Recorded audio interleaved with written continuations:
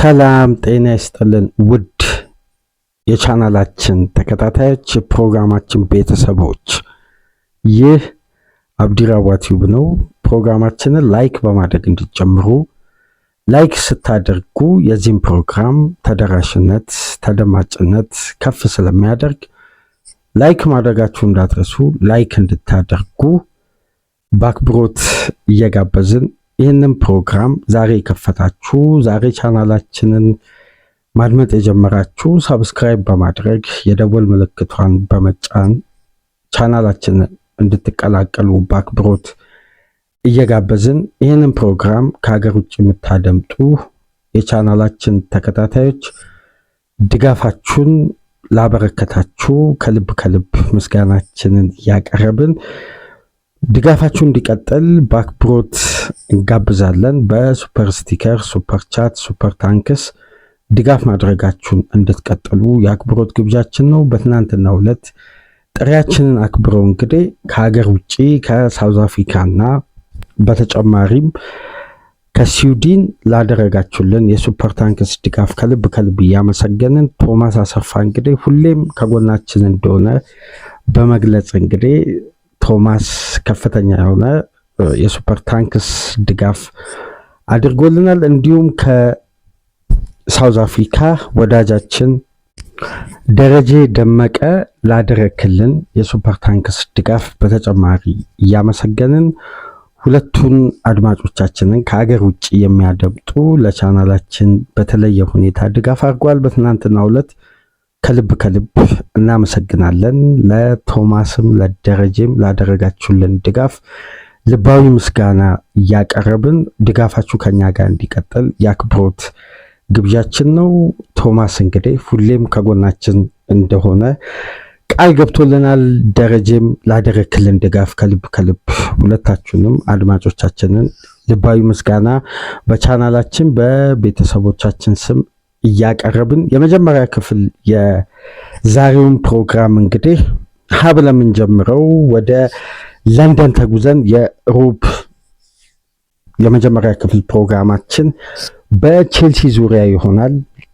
ጠለቅ ያሉ ጉዳዮችን አንስተን የምንወያይበትን ፕሮግራም ይዘላችሁ መተናል። የቼልሲ ደጋፊዎች ይህን ፕሮግራም የምታደምጡ ተደራሽነቱ ከፍ እንዲል በርካታ የእግር ኳስ ቤተሰቦች ጋር እንዲደርስ እንግዲህ ይህንን ፕሮግራም ላይክ፣ ሼር፣ ሰብስክራይብ ማድረጋችሁን በድጋሚ ላስታውሳችሁ። ሁለተኛ ክፍል ፕሮግራማችን ትኩረት የሚያደርገው የዲዘርቢን ፕሮግራም ትናንትና ቃል በገባነው መሰረት ይዘንላችሁ ማምጣት አልቻልንም። ምክንያቱም ደግሞ የዲዘርቢ የስራ ቅጥር ሲፈጸም የበለጠ ጉዳዮችን አያይዞ ለማንሳት ስለሚያመች ወደ ዛሬ አሻግረን ነበር። እንደጠበቅነው ዲዘርቢ የቶትናም አሰልጣኝ ሆኖ ተሾመዋል። የተለየ ሀሳብ ነው በዲዘርቢ ዙሪያ የምናነሳው። ይህን ፕሮግራም የምታደምጡ አድማጮቻችን የዲዘርቢን ፕሮግራም እንድጠብቁን በአክብሮት እንጋብዛለን። ይህንን ፕሮግራም በማሰናዳበት ወቅት እንግዲህ ጣሊያንና ቦስኒያ ሄርዜጎቪና በቦስኒያ የሚያደርጉት ጨዋታ እየተደረገ ነው። በተጨማሪ ስዊድንም ለዓለም ዋንጫ ለማለፍ ከባድ ፍልሚያ እያደረገች ትገኛለች። ቱርክም የተለያዩ ሀገራት ለዓለም ዋንጫ ጥሎ ማለፍ እንግዲህ ጨዋታዎችን እያደረጉ ያለ ነው። ይህን ፕሮግራም የማሰናዳው በሶስተኛ ክፍል ፕሮግራማችን የዓለም ዋንጫ የምሽቱን ውጤቶችና አንድ የተለየ የተመዘገበ ውጤት ከተገኘ እንግዲህ ያንን ውጤት ትኩረት አድርገን የበለጠ የምንወያይበትን ፕሮግራም በሶስተኛ ክፍል ይዘንላችሁ እንመጣለን። እናንተ ከኛ ጋር ቆይታ እንድታደርጉ እንደ ሁል ጊዜው የአክብሮት ግብዣችን ነው። ቼልሲ ቤት ምንድን ነው የተፈጠረው? ለምንድን ነው አለመረጋጋት? በሊያም ሮሲኒየር ቼልሲ የክሊርሌ ካፒታል እና የቶዲ ቦይሊ ዘመን በቼልሲ ቤት አሁንም ያለ ፎይታ ያለ መረጋጋት፣ የተጫዋቾችም ቅሬታ እየበዛ ተቃውሞም አስተያየትም አንዳንድ ጉዳዮች እንግዲህ ከክለቡም ግሬስ አንጻር የማንጠብቃቸው አስተያየቶች ቼልሲን የመሰለ የፕሪሚየር ሊግ አንዱ ታላቅ ክለብን ዛሬ ላይ የሚወከልበት የሚመሰልበት አይደንቲቲ ምናልባት ለቼልሲ ደጋፊዎች ይህን ጉዳይ ከታዘባቸው አላቅም በሮማን አብራሞቪች ጊዜ የነበሩ ሲኒየር ተጫዋቾች ለማሊያው ያለው ፍቅር እያንዳንዱ ተጫዋች ያለው ስሜት፣ ተነሳሽነት፣ ተጋዳይነት የቼልሲ አይደንቲቲ በነገራችን ላይ ፕሪሚየር ሊግ ላይ የለም። ይህን አስተውላችሁ ታውቃላችሁ? የቼልሲ ደጋፊዎችን ጨምሮ ይህን ፕሮግራም የምታለምጡ የቼልሲ አይደንቲቲ ሌሎች ክለቦች ላይ ይንጸባረቅ። ቼልሲ በጣም አስደናቂ ሜንታሊቲ አለው። የትኛውንም ሽግግር ያድርግ፣ የትኛውም የአሰልጣኝ ለውጥ ሊፈጸም ይችላል። ያልተጠበቀም ወይም አደጋ ውስጥ ገብቶ በውጤት ማጣት የሚቀየርም አሰልጣኝ ቼልሲ በሲዝኑ መሃል ሲዝኑን ማሳመር የሚችል ቡድን የግድ እንደ ፕሮጀክት 2 ዓመት 3 ዓመት 4 ዓመት እንደ አርቴታ ቡድን ይሄን ያክል ረጅም ዓመት እንደ ክሎፕ 3-4 ዓመት እንደ ፔፕ ጋርዲዮላ ከፍተኛ ኢንቨስትመንት የሚፈልግ ቡድን አይደለም። ቼልሲ ከአንድ ዓመት በላይ ከዋንጫ አይርቅም። ቢበዛ እንኳን ለሽግግር የሚጠቀምበት ጤናማ ሜንታሊቲ ቡድኑ ውስጥ አንድ መሰረታዊ ሐሳብ መሬት ይወረዳል። ለቼልሲና ለማሊያው ያለው የተጫዋቾች ፍላጎትና ጥንካሬ ከፈረሙበት ጊዜ አንስቶ እስከ ስኬታቸው ድረስ ለቼልሲ መጫወት ምን ማለት እንደሆነ ክለብ ውስጥ ያሉ ተጫዋቾች የሚያንጸባርቁት ስፕሪትና ተነሳሽነት ለሚመጣውም ተጫዋች ሌላ ሞራል ነው የሚሆነው። የቼልሲን የቡድን ስፕሪት እስቲ ሁሌ ተመልከቱ። በደንብ የተነሳሽነት ባህሪና ፍላጎት ቼልሲ ላይ አይጠፋም። ለዛም እኮ ነው አሰልጣኝ ቢቀያየር የቱሎቹ አጠቃቀምን በተለየ የጨዋታ ስታይል ይጠቀሙ እንጂ የቼልሲ ሜንታሊቲ ለሚሰራበት ጊዜ አልፎ ነበር። ቼልሲ ሜንታሊቲ ላይ አይሰራ። ቼልሲ መሰረታዊ ሜንታሊቲን ገንብቷል። በሮማን አብራሞቪች ጊዜ አንጀሎቲ መጣ፣ ጆዜ ተሰናበተ፣ እነ ዲሜቴዮ መጡ፣ ኮንቴ። ቼልሲ ውጤታማነቱ እንዳለ ይጠበቃል። አሁን በአሰልጣኞች ሽግግር ባላንሱ እየተናጋ ለረጅም ጊዜ በትዕግስት የሚጠብቅን ቡድን አይደለም። የደጋፊውን ስሜት የሚያዳምጥ ነው። ለደጋፊው ነው የአብራሞቪች ስትራቴጂ ቅድሚያ የሚሰጠውና የቼልሲ አንድ ስፕሪት ሌሎች ክለቦች ላይ ማንመለከተው ስፕሪት አለ። የአሰልጣኝ መውጣት መግባት በቡድኑ ላይ የሚፈጥረው ያጫወት ሲስተም ለውጥ ሊኖር ይችላል። ካራክተሩ ሊለወጥ ይችላል። ግን ሲዝኑ ማለት በሚወስናቸው ውሳኔዎች ሁሌም ሲዝኑን ሲያሳምር እንመለከታለን። ሽግግር ቼልሲ ቤት አስደናቂ ነው፣ አይዘልቅም። ይሄ በሀሳብ ደረጃ ጊዜን ወስዶ ሀሳቡን ወደ መሬት አውርዶ አቀናጅቶ ወደሆነ ስቴጅ ለመሻገር ጊዜ ይሰጣል።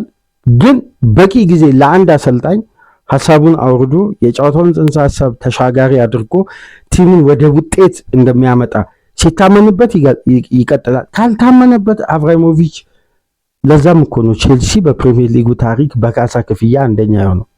ካሳ ኮንትራቱን አፍርሶ ከፍሎ አሰናብቶ የሚገባውን አሰልጣኝ እንደ ደጋፊው ስሜት እያመጣ በስኬት ቼልሲ ለረጅም ጊዜያት እንደዚህ ከፕሪሚየር ሊጉ ድል ርቆ አያውቅም። ቼልሲ ፕሪሚየር ሊግ ከ2005 ከጆዜ ድል በኋላ እስከ አንቶኒዮ ኮንቴ ድል ድረስ ያለውን እስቲ የቼልሲ የፕሪሚየር ሊግ ስኬትን ተመልከቱ። በተለያየ አሰልጣኝ፣ በተለያየ ተጫዋቾች የቼልሲ አይደንቲቲ ሌሎች ቡድኖች ላይ አንመለከትም።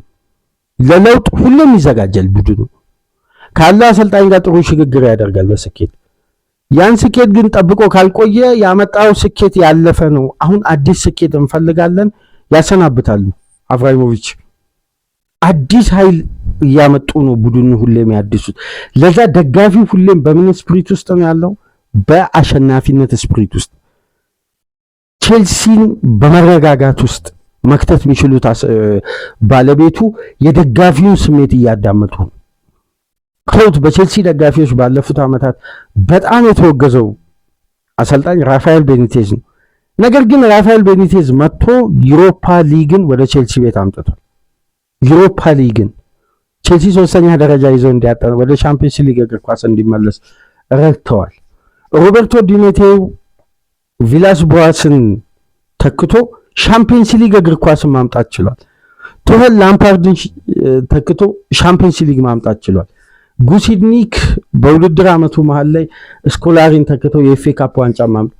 ቼልሲ ከዋንጫ አይርቅም። አሰልጣኝ ቢለወጥ ለምን የቡድኑ መሰረታዊ ሜንታሊቲ መሬት ላይ ወርዷል በአስተማማኝ ሁኔታ እና ለረጅም ዓመታት ያ ሜንታሊቲ ቼልሲን ከተፎካካሪነት አላራቅም። የበለጠ እንደውም ቼልሲ በየውድድር ዓመቱ ይሄ አሰልጣኙን እየቀየረ የድሉን መስመር ለማግኘት በማውሪሲዮ ሳሪ ውስጥ አስደናቂ እግር ኳስን ቼልሲ ማምጣት ቻለ።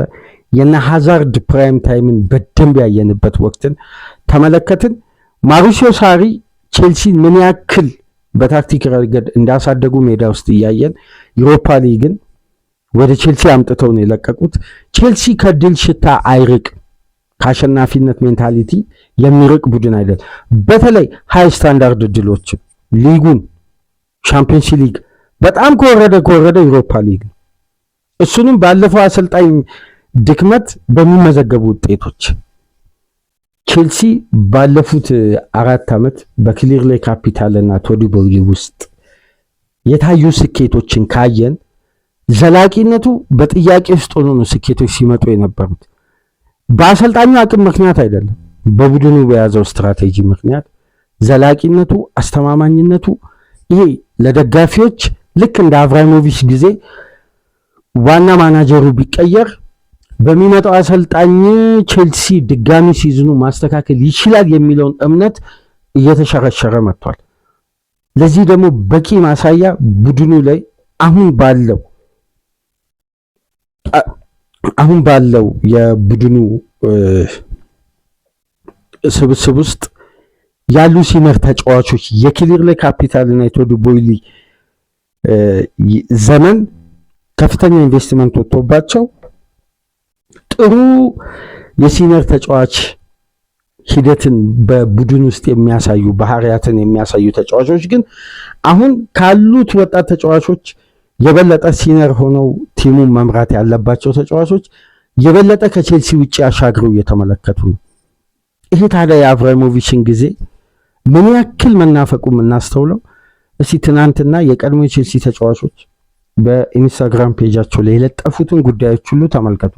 ቼክን፣ ቴሪን፣ ላምፓርድን፣ ጆን ኦቢ ሚኬልን እና ማሉዳን፣ ዲዲየር ድሮግባ እስቲ ሂስቶሪያቸውን ተመልከቱ። አሁን ባለው አስተዳደር ምን ያክል የቼልሲ ያ ሌጋሲ እየተሸረሸረ ማምጣቱን የሚያሳይ ነው። ዊ ሚስ ዩ አብራሞቪች፣ ዊ ሚስ ዩ አወር ፋዘር ምናምን የሚል ሂስቶሪዎች እየተለቀቁ ነው ኢንስታግራም ፔጆች ላይ።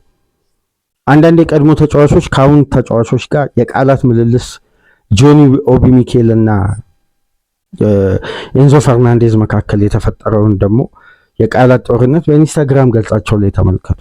6 ግብ ብቻ ያለው ተጫዋች የወርልድ ካፕ አሸናፊን ሲተች አንዳንድ ኢሞጂዎችን እየለጠፈ አሁን ቼልሲ በዛ ሌጋሲ ላይ ነው ወይ የሚገኘው የሚለው ጉዳይ ትልቅ ጥያቄ ውስጥ የገባው። የትኛውም ተጫዋች ተነስቶ በዚህ ደረጃ ሚዲያ ላይ የትኛው ተጫዋች የተሰጠው ስልጣን ነው ወጥቶ ቼልሲን የሚያክል ትልቅ ክለብ ያለውን ቅሬታ ከቡድኑ አልፎ ሚዲያ ላይ ሊያሰጣ የቻለው?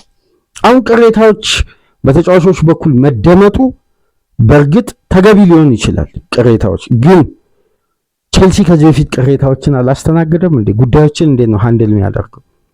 ተጫዋችና የቡድኑ ዋና አሰልጣኝ መካከል ያለውን ኮኔክሽን እንዴት ነው አብራሞቪች ትስስሩን ያጠበቁት? በመግባባት በዛ አይደንቲቲ በዛ ስፕሪት ቼልሲ ስንት አስደናቂ ስኬቶችን ይዞ መጥቷል። አሁን የነ ኤንዞ ፈርናንዴዝ ይሄ የማን አለብኝነት ስሜት ተሰምቷቸው ሚዲያ ላይ ወጥቶ ቼልሲን የሚያክል ክለብ አሁን የለበሱትን የማሊያ እስታት ባላቸው በእግር ኳስ አጋጣሚ በፈጠሩት የድል መስመር ያንን ሁሌም ለመመጻደቅ ወይም ራሳቸውን ከፍ አድርጎ ከቡድን በላይ ለመመልከት የሚፈጥርባቸው ኢጎ ማሳያ ነው የሚሰጠው አስተያየት በግሌ እንደተመለከ። ምክንያቱም እነ ኤንዞ ፈርናንዴዝን ቼልሲ ሊያሳውቅ ይችላል እንጂ ቼልሲ እነ ኤንዞ ፈርናንዴዝ ሊያሳውቁ በጭራሽ አይችሉም። ማንም ተጫዋች ደግሞ በፕሮፌሽናል ዘመኑ ሜሲም ሮናልዶም ሊሆኑ ይችላሉ። ከክለብ በላይ ሊሆኑም አይችሉም ሆኖም አያውቁ። ግን ለክለብ ስኬት ራሳቸውን በሚሰጡት ደረጃ እነዛ ተጫዋቾች ምን ያክል ነው የተከበሩት? ጥቃቅን ስኬቶችን አምጥቶ አይደለም። ዓለም ላይ የቀራቸው ዋንጫ አልነበር በክለብ ደረጃ። ለዛ የነዚህ ተጫዋቾች ስታት ሁሌም እንደተጠበቀ ለንጽጽር አይቀርቡ። ከነሱ በኋላ ባሉ ተጫዋቾች እርስ በርስ ለንጽጽር ይቀርባሉ እንጂ ሜሲና ሮናልዶ ሁሌም ከፍ ብሎ የሚታዩት በመላው የእግር ኳስ ቤተሰብ ዘንድ የዚህ ጄኔሬሽን አካል በመሆናችን ደስተኞች ነን፣ እድለኞች ነን ስንል ዝም ብሎ ከመሬት ተነስቶ አይደለም። የሁለቱ ተጫዋቾች የፉክክር ደረጃ ነው። ስለዚህ ማንም ተጫዋች ከክለብ በላይ ሊሆን አይችልም።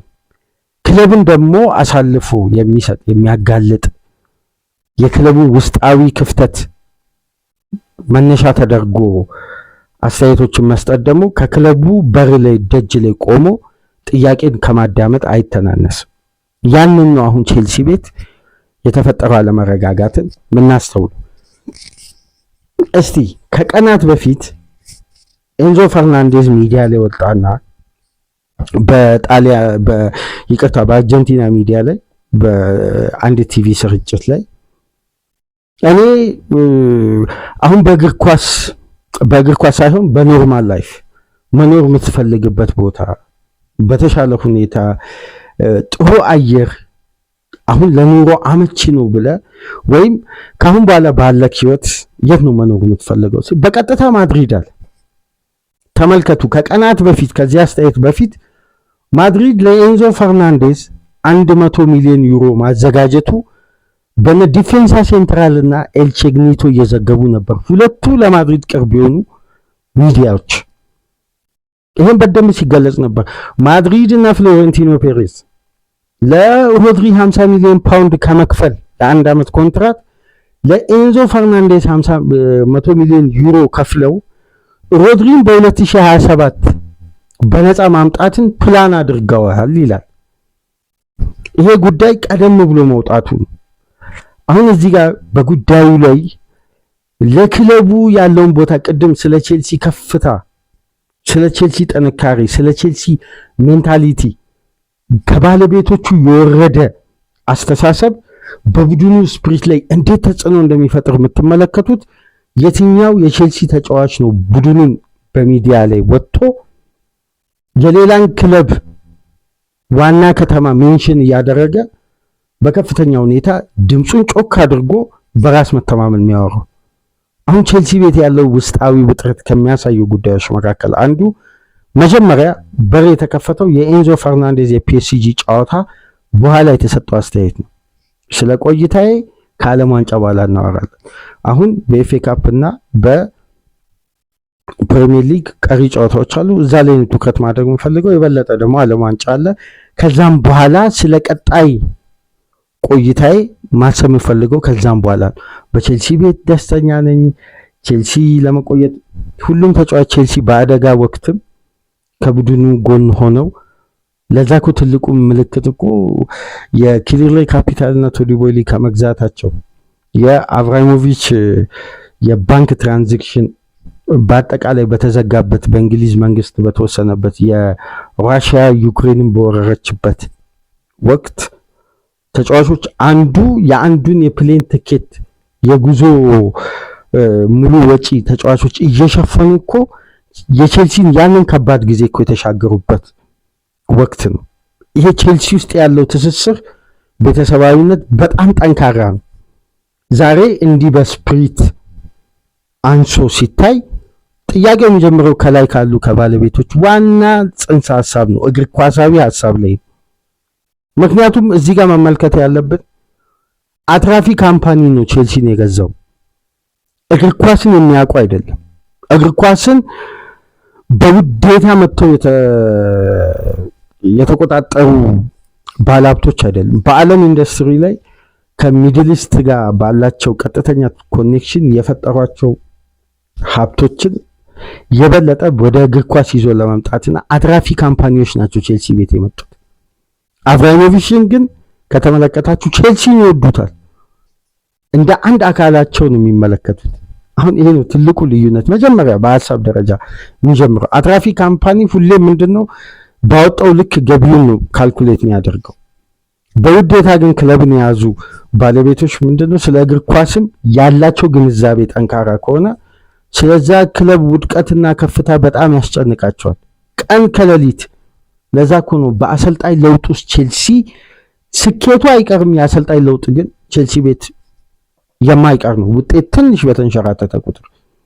እና ኤንዞ ፈርናንዴዝ የዛን አስተያየት ሁለተኛውን አስተያየት በአርጀንቲና ብሔራዊ ቡድን እያለ አሁን በዚህ ኢንተርናሽናል ብሬክ ማድሪድን እንደ ቦነስ አይረስ ነው የምመለከተዋል። እንደ ራሴ ቤት፣ እንደ ራሴ ሀገር፣ እንደ ራሴ ዋና ከተማ ነው ማድሪድን ማያት። በሩን እንዴት በቀጥታ መክፈት እንደቻለ ተመልከቱ። ለፍሎሬንቲኖ ፔሬዝ እንዲህ አይነት አስተያየት ተሰጥቶ አይደለም ተጫዋቹን እየፈለጉ እንዲህ አይነት አስተያየት ተሰጥቶ እንዴት ነው ፔሬዝ አንዱን እኮ የድርድሩን ትልቁን ፓርት ገደሉ ማለት ነው። እንዲህ አይነት የተጫዋች ፍላጎት በቀጥታም ሆነ በተዘዋዋሪ ከተገለጸ ይሄ ቼልሲን የሚመጥን ታሪክ አይደለም። እኔ አንዳንዴ ተጫዋቾች ካደረጉት ነገር አንጻር ይሄ የሰሩትን የተወሰነ ነገርም ቢሆን በአጭር ዓመት ቆይታ ያንን ታሪክ ማጥፋት የለባቸውም። በእንዲህ መልኩ ኤንዞ ፈርናንዴዝ ይህን አስተያየት ወጥቶ ሰጠ። ይሄ የኤንዞ ፈርናንዴዝ ችግር ብቻ ላይሆን ይችላል። ይሄን መረዳት አይከብደንም። ግን የክለቡ ቫይስ ካፕቴን እንደዚህ ብሎ ሚዲያ ላይ ወጥቶ መናገሩ ተገቢ ነው ወይ? አይመስለኝም። በእግር ኳስ እይታ ከተመለከተ የኤንዞ ፈርናንዴዝ ይሄ ጉዳይ ሳይረግብ ከመጀመሪያ ጀምሮ በስክሪናችን ላይ የምትመለከቷቸው ምስሎች በአጠቃላይ በትዊተር ገጽ ላይ በጣም እያነጋገሩ የሚገኙ ከታመኑ ዘገባዎች ላይ የተነሱ የትዊተር የተፖሰቱ ጉዳዮች ናቸው። ኤንዞ ፈርናንዴዝ ይህን አስተያየት ሰጥቶ 2-3 ቀን ሳይሞላው ምን ፔጆችን ፎሎ እንዳደረገ ተመልከቱ በስክሪናችን ላይ። ከመጀመሪያ ጀምሮ ፎቶን ሳሳያቸው የነበረው ለዚህ የኪሊያን ኤምባፔ፣ የቪኒሽስ ጁኒየር፣ የጁዲ ቤሊንጋም እና የሪያል ማድሪድን ፔጅ ግን ይህንን ከዚህ በፊት ፎሎ አላደረገ። በጣም የሚገርማችሁ ባዮ ላይ የነበረው የቼልሲ ማሊያ ሲስም የነበረውን ፎቶ አጥፍቶት የዓለም ዋንጫ ከፍ ያደረገበትን ፎቶ አድርጎታል። ይህ አሁን በክለብ ለዋላዊነት ላይ ምን አይነት ተግባር የሚንጸባረቅበት ተጫዋች ነው የሚሆነው። አንደኛው የኤንዞ ፈርናንዴዝ ሂደት ይህን ይመስላል። ሁለተኛው ጉዳይ ደግሞ ትናንት በአትሌቲክስ የተለቀቀው የማርክ ኩኩሬያ ኢንተርቪው አርብ ዕለት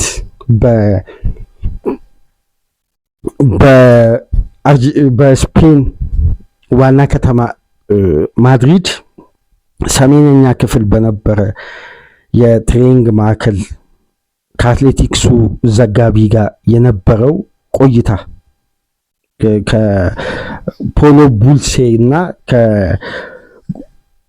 ጋር የነበረው የማርክ ኩኩሬያ ኢንተርቪው ትንሽ አጨቃጫቂ ጉዳይ ይዞ ብቅ ብሏል።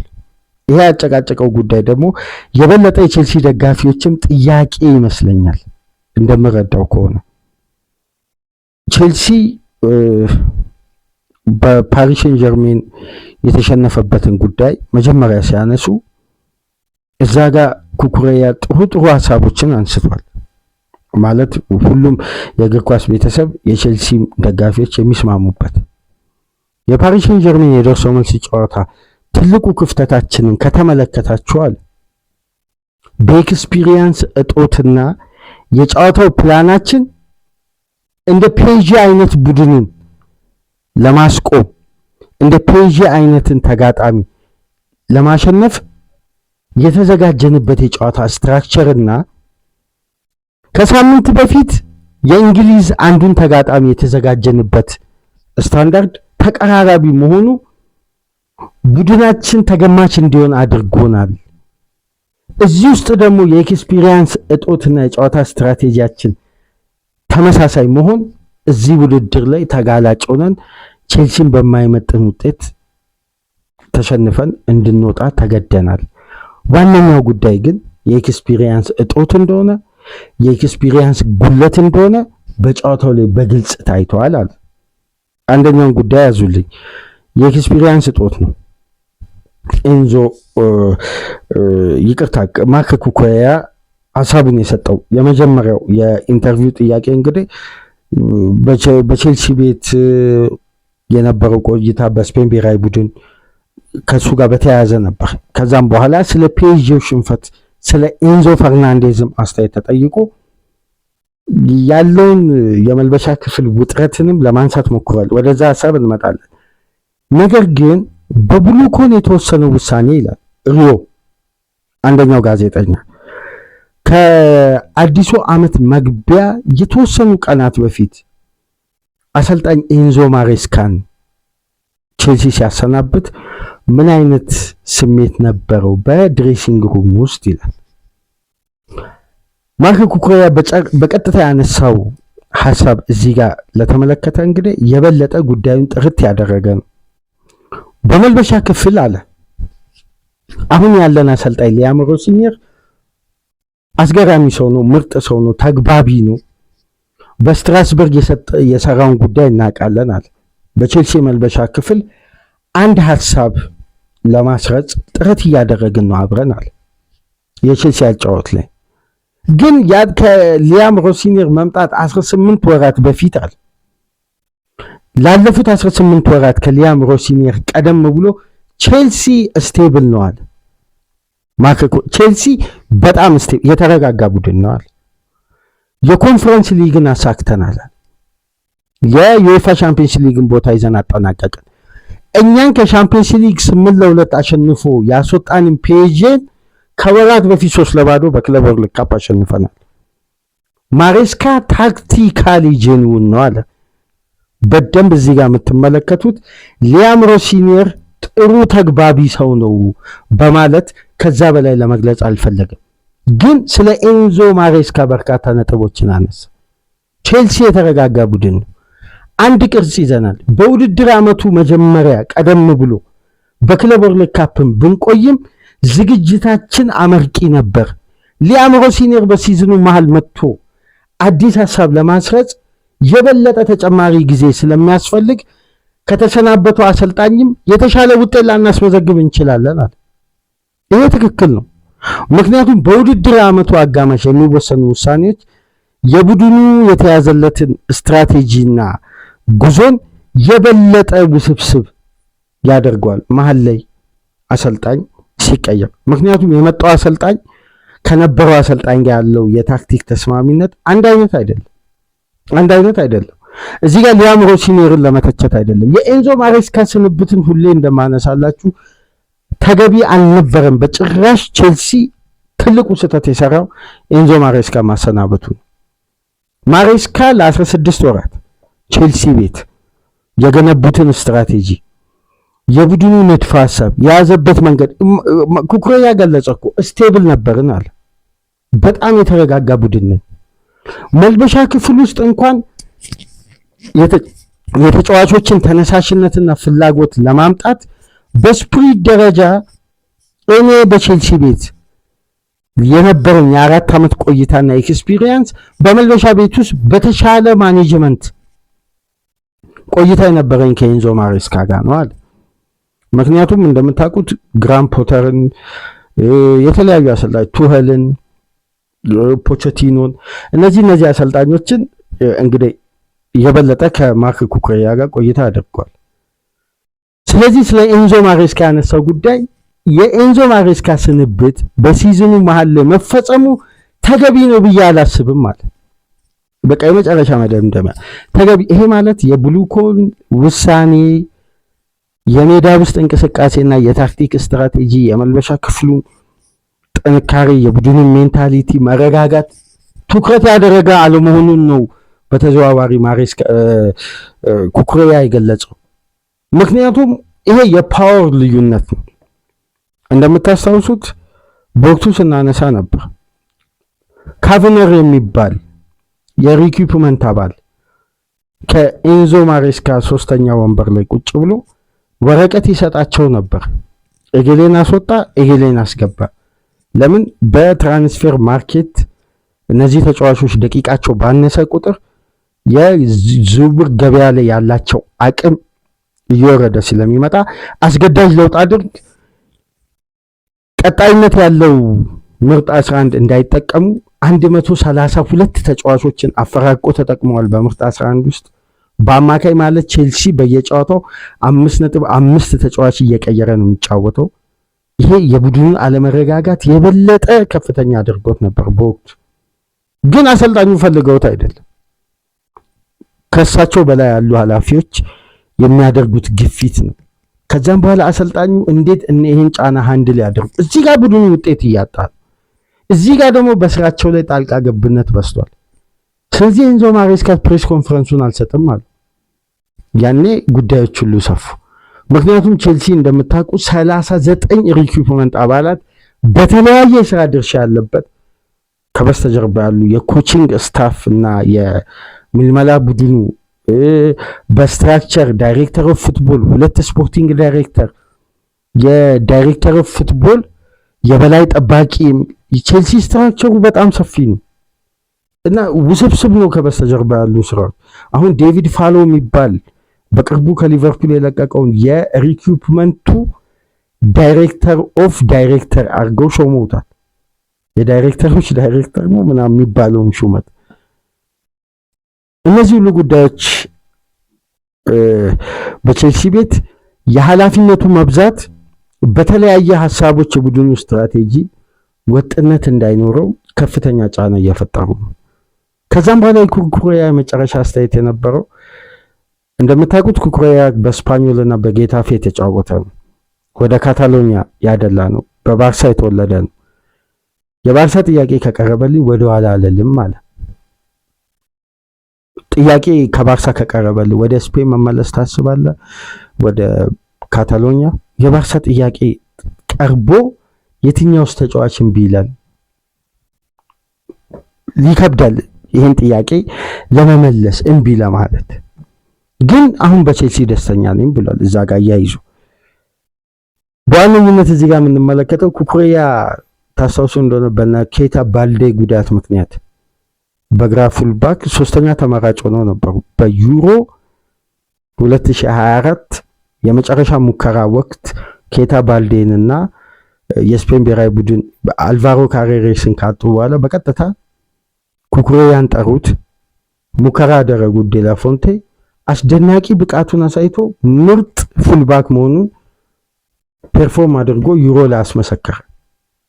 ስለዚህ ኤክስፒሪየንሱ የኩኩሬያም ቀላል አይደለም። ግን ኩኩሬያ ውስጥም በቀጥታ ቅሬታውን ፊት ለፊት ገልጿል። በብሉኮን ስትራክቸራል ሂደት ላይ ከፍተኛ ክፍተት እንዳለ፣ ልክ አይደለም። ይሄ አንዱ ቅሬታ ነው። ሶስተኛው ጉዳይ እንግዲህ የኮል ፓልመር ነው። የፓልመር ጉዳይ እንግዲህ ከፓልመር አንደበት የተሰሙ ጉዳዮች የሉም። ነገር ግን ሚዲያ አሁንም ኮል ፓልመርንና ያ የማንቸስተር ዩናይትድ የማንቸስተር ከተማ ናፍቆቱ አሁንም ከተጫዋቹ ጋር እንዳለ ዘሳን ይጽፋል፣ ዴሊ ሚረር ይጽፋል፣ ዴሊ ቴሌግራፍ ይጽፋል። በስፋት እናያለን በሚዲያዎች ላይ። ማድሪድ የበለጠ አማካይ ክፍሉ ላይ ማደስ ከፈለገ ሁለቱንም ሊያተኩር ይችላል ይላሉ ደግሞ እነ ዳሪዮ አስ የማድሪድ ጋዜጦች።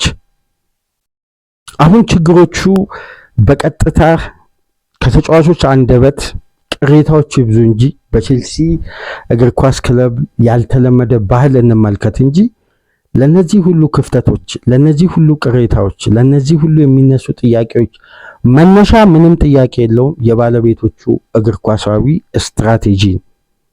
አሁን ምንድነው ከዚህ በፊትም የብሉኮንን ግንባታ በደንብ እናደንቅ ነበር። ምክንያቱም ወጣት ትውልድ አዲስ ጄኔሬሽንን መገንባት ላይ ነበር ብሉኮን የተያያዘው። ይሄ ነገር ደግሞ ሊደነቅ ይገባ ነበር። በወቅቱ እናደንቃለን። ቶፕ ክላስ ሊሆኑ የሚችሉ አስደናቂ ወጣቶችን ሰብስበዋል። አቀናጅቶ ወደ አንድ ስቴፕ በዘመነ ሁኔታ ለማሻገር ትክክለኛ አሰልጣኝ ቼልሲ አግኝተው ነበር፣ ኤንዞ ማሬስካ። ምክንያቱም አድማጮች ሁሌ በቼልሲ ፕሮግራም ላይ ማነሳላቸው አንድ ሀሳብ አለ። መርሳት የሌለብን ኤንዞ ማሬስካ የኤሊት ፉትቦል ዴቨሎፕመንት ዋና ዳይሬክተር ሆኖ ሲቲ ቤት ሰርተዋል። የነ ጄደን ሳንቾ፣ የነ ኮል ፓልመር፣ የነ ሮሚዮ ላቪያ፣ የነ ሊየም ዴላፕ፣ የነ ፊል ፎደን የነሱ ጄኔሬሽን፣ የነ ሞርጋን ሮጀርስን ስንትና ስንት ተጫዋች ነው ያን የመጀመሪያውን ቤዝመንት የገነቡ አሰልጣኝ ናቸው ኤንዞ ማሬስካ። ቼልሲ ቤት የወጣቱን ተጫዋቾችን ስትራቴጂ በአስደናቂ ሁኔታ ወደፊት ማሻገር የሚችሉበት አቅም ነበር። ለምን? በወጣት እግር ኳስ ላይ የበለጠ ኤክስፒሪየንሳቸውን አሳድገዋል። ኤንዞ ማሬስካ ላይ የደረሰው የስራ ጫናና የስራ ክፍፍል አለመረጋጋት ለቼልሲ ውጤት ማጣትም ቀጣይነት ላለው የቡድን ግንባታ ምስቅልቅል ለማለት የኋላ ባክሩም ስታፉና የቼልሲ ዳይሬክተሮች ቀጥተኛ ተሳትፎ አለበት ከኃላፊዎቹ ጀምሮ። ቶዲ ቦይሊም ባህዳድ ኤግባሊም እግር ኳሳዊ የሆነ የቡድን ስትራክቸር ላይ ያላቸው አመለካከት እንግዲህ ከባድ ነው። ብሉኮን አውት የሚል ጽሁፎች በተደጋጋሚ እናያለን። አመጾች በቼልሲ ዙሪያ ተቀጣጥለዋል በደጋፊ በኩል በየሶሻል ሚዲያ። ግን እሱ ብቻ በቂ አይደለም። አሁን ቼልሲ ማሬስካን በእጅጉ ናፍቋል። የተጫዋቾች አስተያየት ለምንድን ነው የተጫዋቾች መገንፈልና ኮንትሮል አለመሆን የበዛው ቼልሲ ቤት? ተመልከቱ። ኤንዞ ፈርናንዴስ ተናግሮ ሳምንት ሳይሞላው ማርክ ኩኩሬያ ወጥቶ የሚናገር ከሆነ እንዴት ነው ቡድን ስቴብል አድርጎ የቡድን ግንባታ ማስቀጠል የሚቻለው? ይሄ ማለት መልበሻ ክፍልን ሃንድል የማድረግ የፓወር ልዩነት አለ። ማንም ተጫዋች ተነስቶ እንደዚህ መናገር አይችልም። ስለ ቡድኑ ያለውን ኮንትራት ማክበር አለበት። አሁን የነ ኤንዞ ፈርናንዴዝ ቀጣይ ሳመር የመልቀቅ እድል በጣም ሰፊ ነው። ወደ ማድሪድ የመጓዝ እድሉ በቼልሲ ደጋፊዎችም 100% የሚታመንበት ተጫዋች አይደለም። ኤንዞ ፈርናንዴዝን የሚቀበሉ አሉ፣ የማይቀበሉም አሉ። ለክለቡ የሚያደርገውን ተነሳሽነት፣ ስፒሪት፣ ፓሽኑን ይወዳሉ። እግር ኳሳዊ ቀጥተኛ ተጽዕኖን ግን የሚጠራጠሩ አለ። ኦቨርሬት ነው የሚሉ ትላልቅ የእግር ኳስ ተመልካቾች በቼልሲ በኩል ያሉ ያነሳሉ። የመጨረሻ ቶፕ ኳሊቲ ነው የሚባል አማካይ አይደለም፣ የተሟላ አማካይ ነው። ግን ይሄ ከፍ ያለ ክላስ ያለው አማካይ አለ አይደል? በዛ ደረጃ ነው አይሉ። ነገር ግን ቼልሲን በአምበልነት እንደመምራት ደግሞ ትልቅ ክብር የለም። በርካታ ጨዋታዎችን መምራት ችሎ እንደ አይነት አስተያየት መስጠቱ ተገቢ አይደለም። ቅሬታዎች ሁሉ እንደቀጠሉ ነው።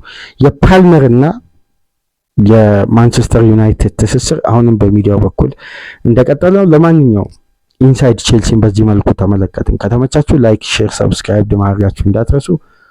ቶማስ እና ደረጀ ላደረጉልን የሱፐር ታንክስ ድጋፍ ልባዊ ምስጋና እያቀረብን ሌሎቻችሁም በሱፐር ስቲከር፣ በሱፐር ቻት፣ በሱፐር ታንክስ ድጋፍ አድርጉ። በሁለተኛ ክፍል ፕሮግራም ተመልሰን እንመጣለን። ሰላም።